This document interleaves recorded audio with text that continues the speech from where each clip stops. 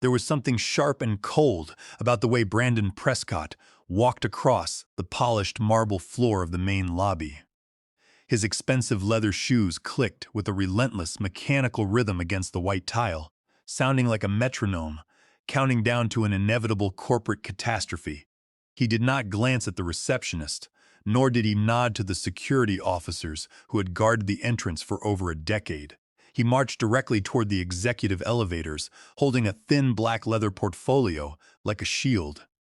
At 34 years old, Brandon was youthful, meticulously groomed, and possessed that dangerous brand of unearned confidence typical of junior venture capital consultants who believed every operational problem could be solved by deleting line items from a quarterly balance sheet. His appointment as the chief executive officer of Apex Corporate Logistics had been announced just 6 days earlier through a brief corporate email broadcast. The official memo spoke in smooth, sanitized language about accelerating enterprise agility, optimizing organizational efficiency, and discarding redundant legacy frameworks. In my 19 years of dedicated service with the organization, I had watched 4 different chief executive officers arrive with grand declarations and depart under varying circumstances.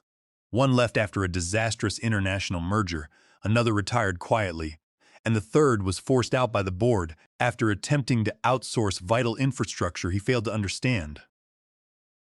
I knew what those corporate memos actually signaled. It meant that someone in board seats wanted quick profit margins, and experienced employees were about to be sacrificed to inflate short-term financial metrics. I observed Brandon's progress from behind the clear glass partition of my corner office on the 12th floor. It was not a lavish executive suite, but it was positioned far enough from the open-plan cubicles that I could analyze complex international contracts without distraction. My name is Daniel Vance. At 49 years old, I served as the Senior International Liaison Director for Apex Corporate Logistics. My primary responsibility was overseeing our strategic agreements across Central Europe, specifically managing our premier partnership with Bauer Technologies, a renowned Swiss and German engineering conglomerate, headquartered in Zurich. Brandon did not bother knocking on doors as he conducted his preliminary inspection of the floor. He pushed open closed conference room doors, interrupted ongoing strategic planning sessions, and stood at the head of tables tapping notes into a digital tablet. He tossed out abrupt questions about unit economics, but he never waited for complete explanations. Whenever a veteran manager attempted to explain the intricate regulatory requirements of European trade law or the delicate nature of overseas client relations, Brandon offered a shallow, practiced smile. It was not an expression of warmth, but the smirk of an executive who had already made up his mind before entering the room. He passed my office door twice during his morning walkthrough. He glanced briefly at the brass nameplate mounted beside the frame, then looked straight through me, as though I were an invisible component of the building's architecture. He did not know that the confidential brief resting on my desk contained the regulatory compliance paperwork for our upcoming $35 million contract renewal with Bauer Technologies. To Brandon, I was merely another mid-level manager carrying an outdated title, an unnecessary operational cost waiting to be eliminated. At noon, a small group of senior staff gathered in the quiet break room on the 11th floor. We were veterans of the company, men and women who had spent decades building the operational foundation that kept the firm profitable. Laura Jenkins, our human resources director who had served Apex for 16 years, poured her morning tea with visibly trembling hands. She observed quietly that Brandon reminded her of a substitute instructor who believed he could restructure a university department in 24 hours. We shared a quiet, weary laugh, but nobody raised their voice. We had all felt the cold shift in the building's atmosphere. I kept my personal observations private. In the realm of international corporate diplomacy, unnecessary speech is a liability. My role required far more than simple language translation. While I spoke fluent German and managed complex cross-border logistics, my true value rested upon 19 years of carefully cultivated institutional trust. European corporate leaders, particularly conservative Swiss executives like those at Bauer Technologies, did not conduct business with anonymous corporate entities. They conducted business with trusted individuals who demonstrated personal integrity, strict legal compliance, and deep industry knowledge. Vice President Henrik Lindstrom of Bauer Technologies had dealt exclusively with me for nearly 2 decades, relying on my word rather than abstract corporate marketing. By Thursday morning, Brandon's aggressive restructuring strategy went into full operation. 3 veteran department directors were summoned to brief meetings in Executive Suite B. They emerged 20 minutes later carrying cardboard storage boxes filled with their personal desk items. There were no appreciative departure emails, no commemorative plaques, and no respectful handshakes. In their places arrived younger individuals, personal acquaintances Brandon had hastily recruited from his former consulting firm. They wore tailored suits, spoke in rapid buzzwords about market disruption, and required basic operational guidelines explained to them multiple times. They referred to the reorganization as modernizing the enterprise. I recognized it as a slow-motion disaster. Brandon believed that operational experience was an obstacle to organizational speed.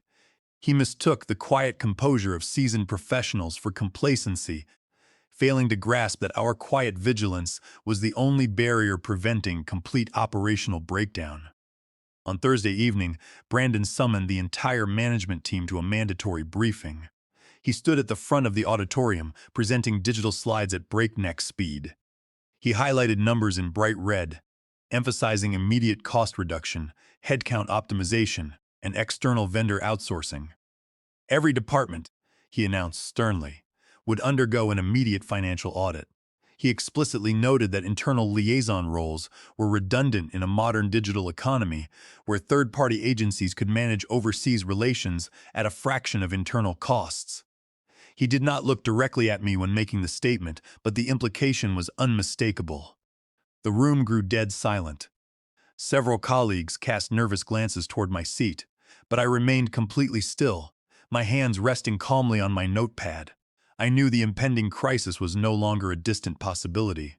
It was standing at our front door, and Brandon was entirely unaware of the catastrophic fallout he was about to unleash upon the company. Friday morning arrived accompanied by heavy gray clouds and a steady, cold rainfall tapping rhythmically against the glass windows of the 12th floor. The atmosphere inside the office building was thick with palpable anxiety. Whispered conversations ceased whenever steps echoed down the carpeted hallway, and employees maintained quiet focus on their monitors to avoid attracting executive attention. At 10:15 in the morning, a sudden email chime sounded from my desktop computer. It was a formal meeting invitation from Brandon Prescott for 10:30 in the morning in Executive Conference Room B. The message contained no agenda, no preliminary attachments, and no explanation, listing only my name and the scheduled room.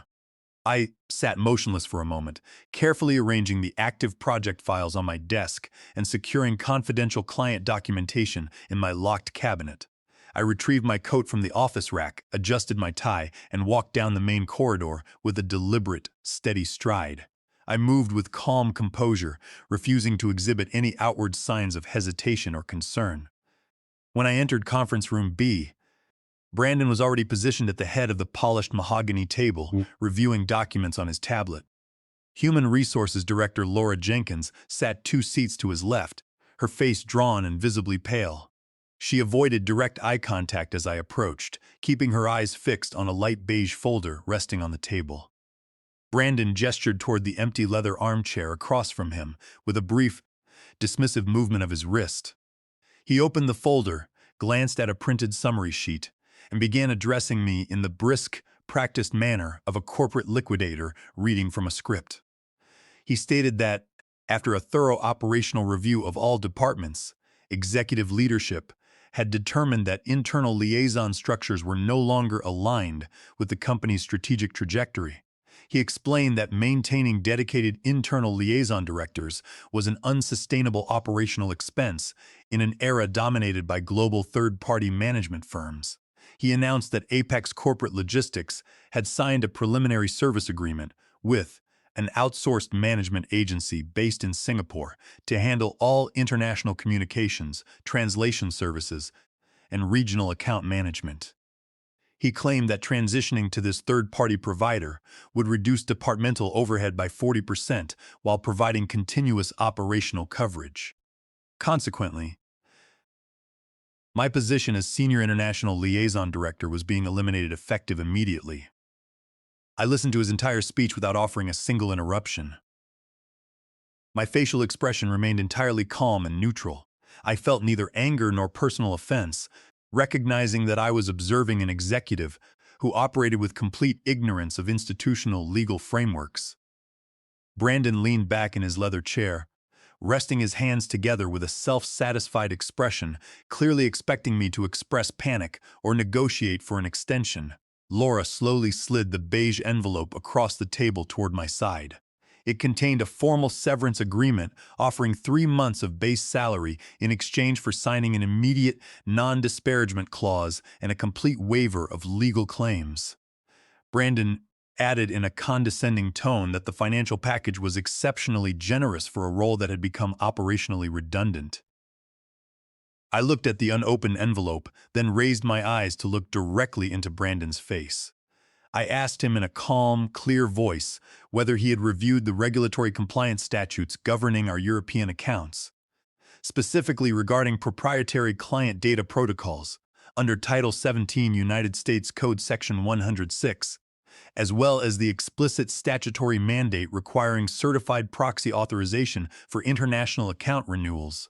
Brandon let out a short, dismissive laugh.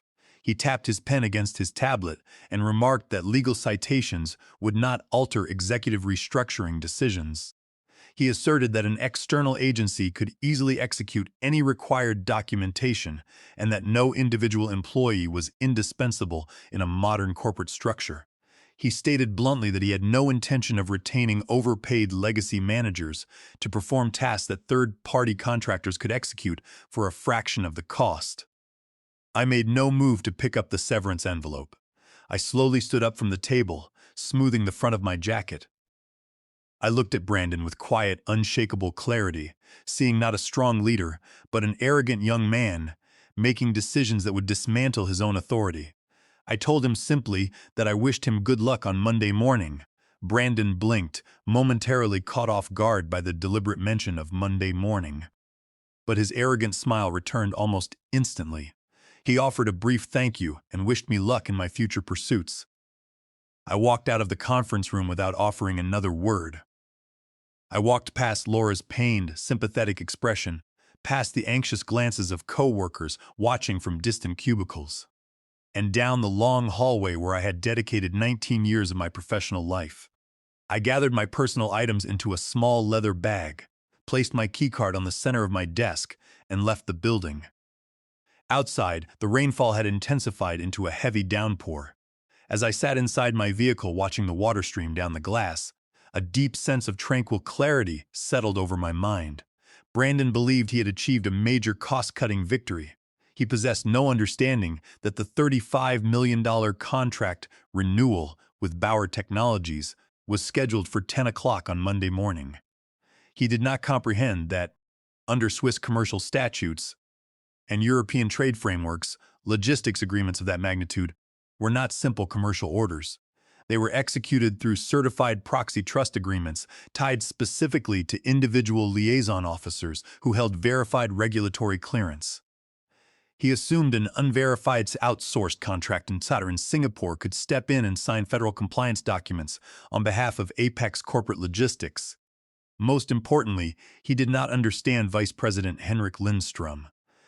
The Swiss executive was a man of uncompromising legal standards who viewed executive arrogance as an unpardonable risk.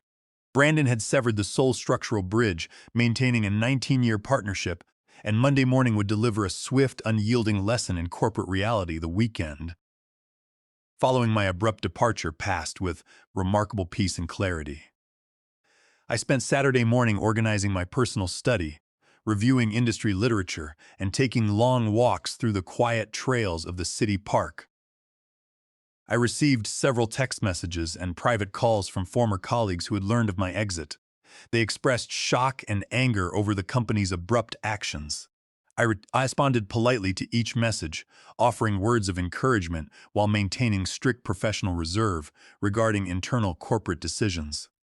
On Sunday afternoon, I received a phone call from a senior executive recruiter representing Kensington and Ross International, a premier global consulting firm specializing in cross-border trade architecture and European commercial compliance. An associate managing partner at the firm, who had worked with me on an international trade commission 3 years earlier, had learned of my departure from Apex. He conveyed that their executive committee was urgently seeking a senior director to lead their expanding European corporate strategy division in the metropolitan area. We met for a formal breakfast on Monday morning at 8 o'clock at a quiet hotel executive lounge downtown. The meeting was articulate, highly professional, and grounded in mutual respect for regulatory precision. Managing partner Richard Vance listened intently as I outlined my 19 years of experience in European trade compliance, cross-border proxy negotiations, and risk mitigation protocols. By 9:15 in the morning, he extended a formal executive employment agreement featuring a competitive compensation package, full operational authority, and a direct mandate to build out their European practice. I signed the contract without hesitation. Meanwhile, 15 floors above the street, at the headquarters of Apex Corporate Logistics, Monday morning commenced with elaborate corporate staging. Brandon Prescott had ordered a lavish breakfast display in the main executive boardroom to welcome the visiting delegation from Bauer Technologies. Silver coffee carafes, imported pastries, and formal floral arrangements lined the side tables. Brandon sat at the head of the dark mahogany table, surrounded by his newly hired junior executives. He adjusted his silk tie, polished his watch, and reviewed his digital slide presentation with visible satisfaction. At 10 o'clock sharp, the heavy boardroom doors opened. Vice President Henrik Lindstrom entered the room, accompanied by Senior Legal Counsel Klaus Weber. Henrik was a tall, imposing figure in his late 50s, dressed in an impeccably tailored charcoal suit. His posture was rigid, and his features carried the formidable, calm authority of a European industrial leader who managed billions in international assets. Brandon immediately rose from his seat, displaying a broad, rehearsed smile and extending a sweeping handshake. He launched into an energetic welcome speech, praising the historical relationship between the firms before rapidly pivoting to his new vision for enterprise efficiency. He gestured for the delegation to take their seats. Eager to begin pitching his restructured operational framework, Henrik did not take a seat. He remained standing at the edge of the boardroom table, resting his hands lightly on the back of a leather chair. He surveyed the room, examining the unfamiliar faces of Brandon's young aides before fixing his sharp blue eyes directly upon Brandon. Henrik asked in a quiet, measured voice where Daniel Vance was. Brandon offered an offhand wave of his hand, maintaining his cheerful, dismissive smile. He explained that as part of an aggressive enterprise modernization strategy, Apex had streamlined its liaison operations. He informed Henrik that Daniel had been transitioned out of the organization on Friday afternoon and that future account communications would be managed by an elite, high-efficiency external agency based in Singapore. The boardroom fell into an absolute suffocating silence. Henrik's expression did not soften, but his eyes narrowed with formidable intensity. Beside him, Senior Legal Counsel Klaus Weber slowly closed the leather document binder he had just placed on the table. Henrik looked at Brandon with cold, unyielding disdain. He stated clearly that Daniel Vance was not a disposable communications employee. Daniel was the officially registered proxy officer under European Commercial Protocol, Title 17 United States, Code Section 106. Henrik emphasized that for 19 years, Bauer Technologies had entrusted $35 million in annual logistics operations to Apex Corporate Logistics, specifically because Daniel Vance personally guaranteed regulatory compliance, absolute transparency, and operational integrity. Henrik added that terminating a 19-year trusted proxy officer without prior notification or regulatory transition was not modernization. It constituted a catastrophic failure of executive oversight and a direct violation of corporate trust. Brandon's smile vanished instantly. His complexion turned pale as he stammered that the Singapore contractor possessed top-tier digital credentials and could handle any translation or administrative requirement. Klaus Weber stepped forward, interrupting Brandon mid-sentence. He informed Brandon that under European trade regulations and international commercial law, an unverified third-party agency possessed zero legal standing to execute proxy agreements or access proprietary trade data. Consequently, continuing contractual negotiations was legally impossible and commercially irresponsible. Henrik picked up his briefcase. He announced in an unwavering voice that Bauer Technologies was terminating all contract renewal negotiations, with Apex Corporate Logistics effective immediately. He added that their legal department would conduct an immediate review of all existing temporary agreements to initiate cancellation under breach of fiduciary duty standards. Without another word, Henrik and Klaus turned and exited the boardroom. Their firm steps echoed across the marble foyer, leaving Brandon standing alone at the head of a $35 million empty room. News of the catastrophic operational collapse spread through the offices of Apex Corporate Logistics like wildfire in less than 2 hours. By noon, the official loss of the $35 million contract renewal with Bauer Technologies was formally logged in the corporate system. The company's stock price suffered an immediate, sharp decline as institutional investors learned that the firm's most profitable European account had dissolved. Emergency executive conference calls were initiated by members of the board of directors, demanding an immediate accounting of how a 19-year partnership had been destroyed in less than 48 hours. Inside the building, panic completely replaced executive arrogance. Brandon's newly appointed assistant scrambled through filing cabinets and secured database archives, frantically searching for client files, proxy clearance certificates, and regulatory compliance records that they had no technical ability to interpret. Department managers who had previously been threatened with restructuring now openly voiced criticism of executive leadership. The Human Resources Office was flooded with inquiries regarding emergency severance protections and corporate liability under federal guidelines. Across the city at the headquarters of Kensington and Ross International, I sat in my new executive suite overlooking the waterfront. I was enjoying a cup of dark coffee while reviewing our division's strategic expansion framework. At 2:30 in the afternoon, my personal cellular phone rang. The screen displayed an unrecognized caller identification with an Apex internal prefix. I allowed the call to ring until it transferred automatically to voicemail. 30 minutes later, my office landline rang. My executive assistant informed me that a Mr. Brandon Prescott from Apex Corporate Logistics was holding on line 1, requesting an urgent confidential conversation. I instructed her to transfer the call through to my desk.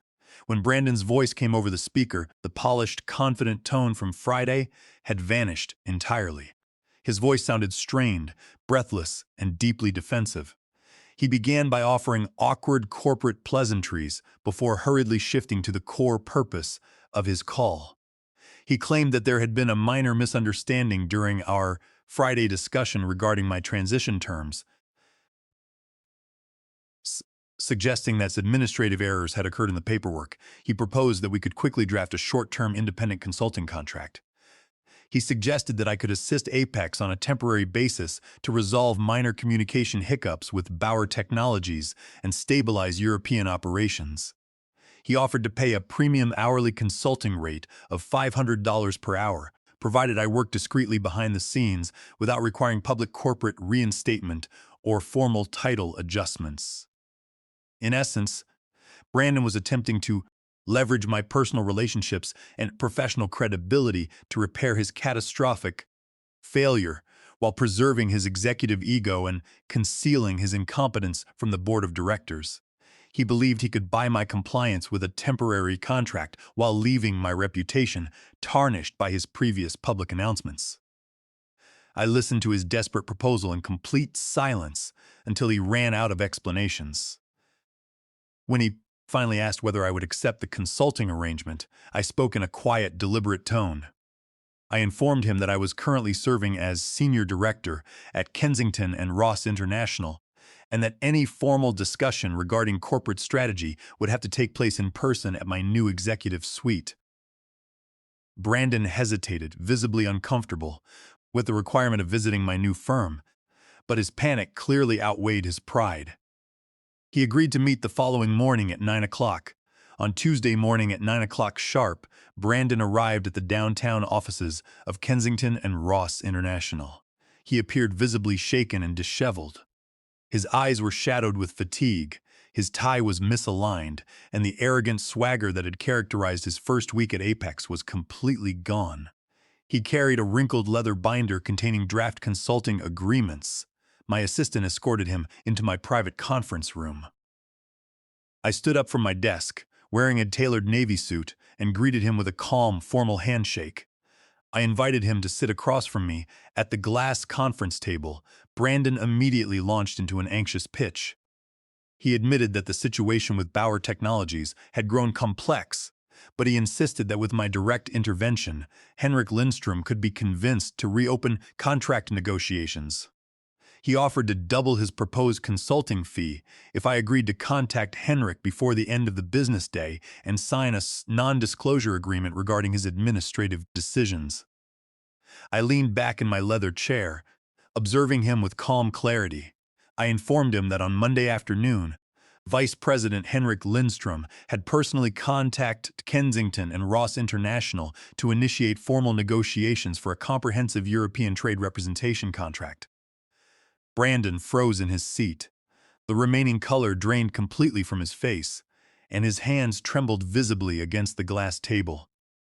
He opened his mouth, stammering that I had engaged in corporate sabotage and violated professional loyalty to my former employer.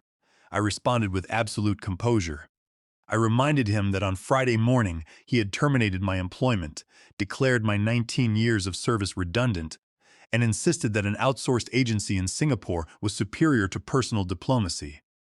I pointed out that I had violated no non-compete clauses, breached no confidentiality standards, and engaged in no improper conduct. I had simply accepted a new executive appointment at a reputable firm, and long-standing clients had chosen to place their trust in proven competence rather than corporate arrogance. I added that under Title 35 United States Code Section 271 governing proprietary trade protocols, Apex possessed zero legal claim over independent professional proxy relationships. Furthermore, Brandon's attempt to retroactively alter execution terms violated fundamental contracting principles, rendering his proposed agreement void from the beginning. Brandon sat completely paralyzed, realizing that his quick corporate fix had collapsed into a complete legal and commercial dead end. By Wednesday morning, the corporate crisis at Apex Corporate Logistics reached its swift and inevitable final resolution. The board of directors convened an extraordinary emergency session in the main auditorium to evaluate the catastrophic loss of institutional capital, the rapid plummeting of stock valuations, and the systematic collapse of key European commercial accounts.